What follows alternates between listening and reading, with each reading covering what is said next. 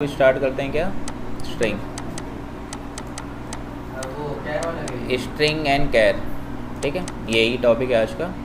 Integer, float, double, ये numbers input कराने आते ही हैं। ऑब्जेक्ट बनाते थे एससी डॉट नेक्स्ट, अगर इंटीजर है तो इन, डबल होगा तो कैपिटल डी, ऐसे लिखते हैं। अब कैर इनपुट कराने के लिए स्टेटमेंट क्या लिखी जाएंगी? स्ट्रिंग और कैर में डिफरेंस। अच्छी बात है, सब क्वेश्चन पूछो।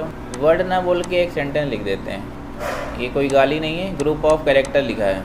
कैरेक्टर बताइए, कैरेक्टर बोल रहे हैं, इसको क्या बोल रहे हैं हम लोग? अल्फ़ाबेट्स। तो स्ट्रिंग को क्या बोल देंगे? Group of character. मतलब कि यहाँ पे हो जाएगा वर्ड। अब GOW, ये भी गाली नहीं है। ग्रुप ऑफ वर्ड्स को क्या बोल देंगे? सेंटेंस। समझ गए? अब हम लोग कैरेक्टर और स्ट्रिंग को इनपुट कराना सीख लेते हैं, उसके बाद फिर स्टार्ट करेंगे बेसिक प्रोग्राम।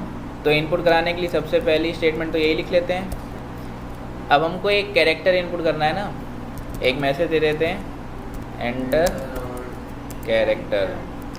अब कैरेक्टर इनपुट करना है तो उसके लिए डेटा टाइप क्या होगा? कैर। वेरिएबल का नाम लिख लिया हम लोग ने a equal to SC dot next लिखेंगे, उसके बाद डॉट कैर एट 0। अब इसका मतलब क्या समझते हैं? ये हो गया ऑब्जेक्ट का नाम। Next parenthesis dot char at 0, मतलब कैरेक्टर एट 0। यहाँ पे 0 इंडिकेट करता है किसको? इंडेक्स को। ये एक वर्ड है, ठीक। अगर इसकी इंडेक्सिंग करेंगे तो कहाँ स्टार्ट होगी? 0 1 2। अगर यहाँ पे 0 लिखा हुआ है तो कौन सा कैरेक्टर बाहर आ जाएगा? के। ये डाइजेस्ट हो गया। अब प्रिंट करके देख लेते हैं हो भी रहा है कि नहीं। यहाँ पर मैंने लिख दिया KGF, क्या आउटपुट आ जाएगा? 123 1 आएगा।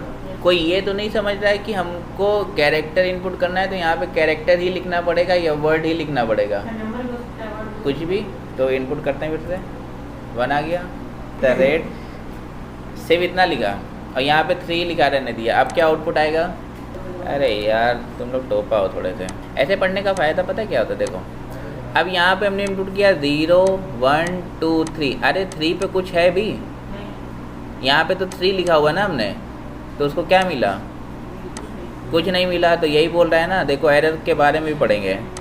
देखो ये लिखी हुई error, string index out of bound exception, मतलब उस पर्टिकुलर इंडेक्स पे कोई कैरेक्टर था नहीं था, इसलिए ये एरर आएगी। हो गया डाइजेस्ट, सिंपल है। अब स्ट्रिंग इनपुट करने के लिए क्या करेंगे हम लोग? पहले डेटा टाइप लिखेंगे string a is equal to, इसको एक बार रन कर लेते हैं। एंटर कैरेक्टर, मैसेज से कुछ फ़र्क पड़ेगा नहीं। अब हमको क्या इनपुट करना है? एक वर्ड। तो कैरेक्टर इनपुट करना भी आ गया और स्ट्रिंग इनपुट करना आ गया। ये हम लोग इनपुट करेंगे, ठीक। करना क्या है इस क्वेश्चन में? बिल्कुल इजी। ये इनपुट करेंगे, आउटपुट ऐसा आ जाना चाहिए K1 G2 F3। अब जो फॉर लूप चलेगा वो कहाँ से कहाँ तक चलना चाहिए? लूप स्टार्ट होगा 0 से, कहाँ तक जाना चाहिए? 3 तक। अब स्ट्रिंग क्वेश्चन करने के लिए हम लोग एक फंक्शन यूज़ करेंगे, वर्ड की लेंथ कैलकुलेट करनी होगी। तो उसके लिए सिंपल सा एक स्टेटमेंट लिख दे रहे हैं अभी हम यहाँ पे। Int length equal to, word का नाम किस में स्टोर है? वर्ड S में, डॉट लेंथ। अब इसकी लेंथ कितनी होगी? गधे हो तुम लोग। लेंथ 4 है, इंडेक्सिंग 0 1 2 3 है। ये डाइजेस्ट हो गया? हाँ स्ट्रॉबेरी, ठीक है। अब फॉर लूप में क्या लिखेंगे? देखो हाँ साथ में बोलो तो सही रहेगा। इंट i इक्वल टू 0, रुक जाओ, कंडीशन में क्या लिखें? अब यहाँ पे एक फंक्शन और पढ़ लेंगे। हर एक कैरेक्टर को इंडिविजुअली बाहर निकालना है, पहले K फिर G फिर F फिर 3। तो इसके लिए हम लोग एक फंक्शन यूज़ करेंगे। अब कैरेक्टर बाहर निकल रहा है तो डेटा टाइप क्या यूज़ करेंगे? वेरिएबल का नाम ले लिया इक्वल टू। अब हम लोग को S से कैरेक्टर बाहर निकालना है, लिखेंगे S dot char at I। बस क्वेश्चन खत्म हो गया। चलो पहले आउटपुट दिखा देते हैं, फिर इसका ट्राई रन करेंगे। तो ड्राई रन करने का सबसे पहला रूल, जितने वेरिएबल्स लिखे हैं वो सब लिख लेंगे। तो पहला है S, फिर क्या है? लेंथ, फिर क्या है? I, फिर क्या है? CH। सीक्वेंस ही लिखेंगे। तो S में क्या स्टोर कर लिया हम लोग ने? लेंथ कितनी कैलकुलेट हो गई? अब यहाँ पर आएंगे I की वैल्यू बोला करो जय साथ में। हाँ, कंडीशन क्या हो जाएगी? ट्रू। इंक्रीमेंट अभी नहीं होगा, ब्लॉक के अंदर आएंगे। ध्यान से समझना, इस स्टेटमेंट को एग्जीक्यूट करते ही सी एच में कौन सा कैरेक्टर बाहर आएगा? तो यहाँ पे लिखा कैर एट, मतलब कैरेक्टर एट इंडेक्स। तो इंडेक्स में क्या है अभी? 0। 0 पे क्या है? वो कहाँ चला जाएगा? सी एच में। सेमीकोलन लगा, नेक्स्ट स्टेटमेंट पे आएंगे। आई की वैल्यू कितनी है? डबल कोड के अंदर डैश था, डैश लगा दिया। सी एच में क्या था?